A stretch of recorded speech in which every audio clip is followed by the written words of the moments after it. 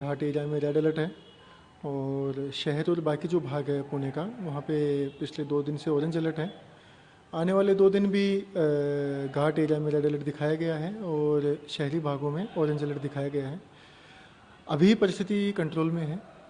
हमने खड़कवासला और पवना से जो पानी का विसर्ग है वो थोड़ा अभी बढ़ाया है, क्योंकि जो कैचमेंट एरिया में जो पानी आ रहा है वो डायरेक्टली डैम एरिया में आ रहा है। दोनों ही डैम आई थिंक 95% से ज़्यादा भर चुके हैं।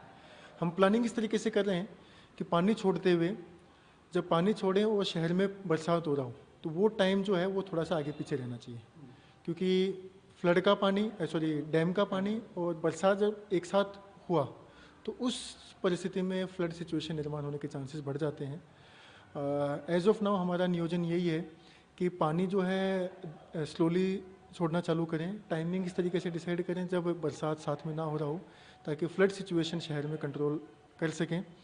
बाकी किसी भी एरिया में किसी भी तरीके का अब तक कोई भी दुर्घटना इस तरीके की कहीं से भी नोटिस नहीं हुई है। कोई रास्ता भी बंद नहीं हुआ है पानी के अंदर आने की वजह से।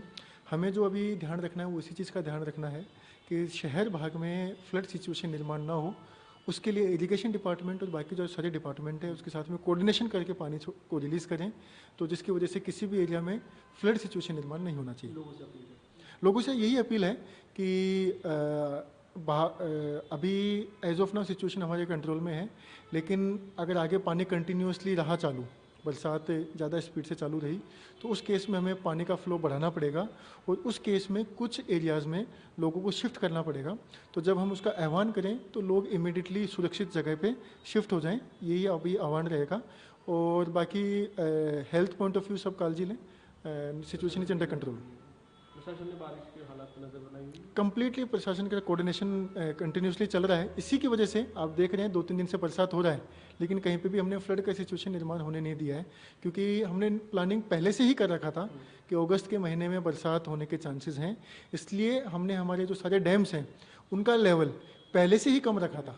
हमने एक बफर, जैसे पिछले साल हमारा कितना बफर था, आज कितना बफर है, तो वो बफर हमने ऑलरेडी पिछले साल के कंपैरिजन में कम रखा है, जिसकी वजह से इस साल अभी के पॉइंट में हमें ये एक अपॉर्चुनिटी मिल रहा है कि बरसात होने की वजह से भी हो भी रही है तो भी हम जो पानी है डैम में वो स्टोर कर पा रहे हैं लंबे टाइम तक।